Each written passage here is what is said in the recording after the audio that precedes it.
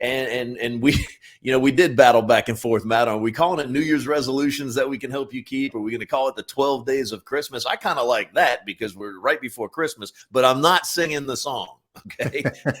Oh, see, that's what I was looking forward to.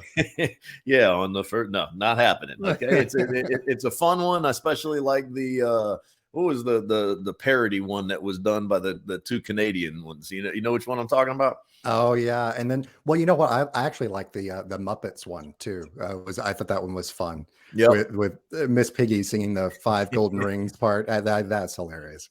Yeah, no doubt. Well, on the first day of Christmas, okay, you want to calculate your net worth. You really need to know where you stand, and any changes that you need to make become more obvious after you do a calculation. Okay, you should start by totaling all of your assets. And what are your assets? Those are your account balances and your checking and savings accounts, your money market accounts, your investment accounts, your real estate, basically anything of value. Okay. And then you subtract your liabilities. So that's debt that you owe. It could be mortgage debt, it could be credit card debt, it could be personal loans, student loans, anything that you owe. And the result, when you take out your liabilities from your assets, is going to net the clearer picture of your net worth. Okay. So that is very, very important on the first day of Christmas that you understand where you stand from a net worth perspective. Right, Matt?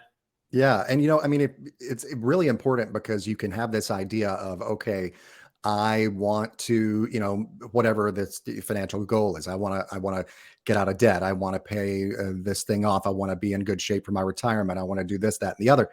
But if you don't know where you are, first of all, you can't really know where you're going, where you want to go. You got to know where you are currently, and then start mapping out the way to get to those goals. Even Google Maps requires that you put in a starting point before you get your destination, right?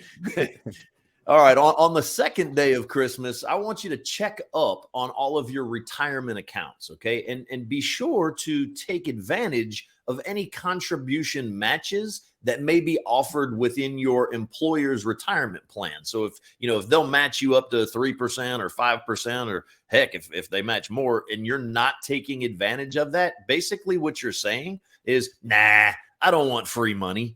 Okay, which makes absolutely no sense, right? If you are listening today and you're 50 years or older, you can contribute an additional $7,000 a year on top of your employer-sponsored plan to an IRA. And $7,000 a year is only $583 a month if you're able to do that.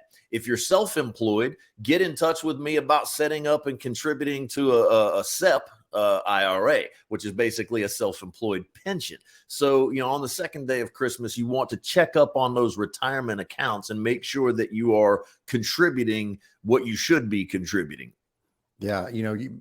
It's funny because I know that I have, in different, jobs that I've had over the past, I've been like, okay, the 401k or whatever plan it's set up.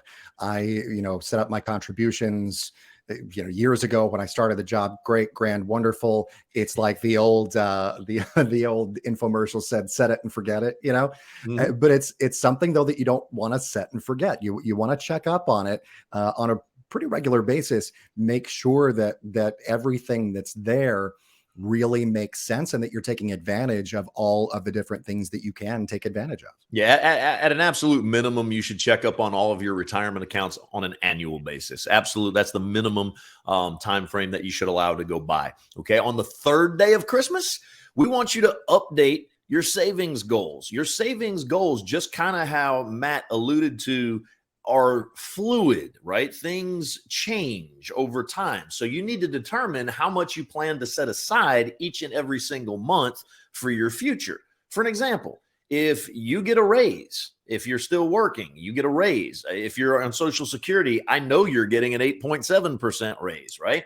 Then you're already used to living off of the amount that you've been taking home prior to getting that raise. Why not put that toward investments that you have, right? So update those saving goals. Warren Buffett, a pretty smart individual when it comes to investing, I think he's only the fifth wealthiest man on the planet, says, don't save what is left after spending, but instead spend what is left after saving.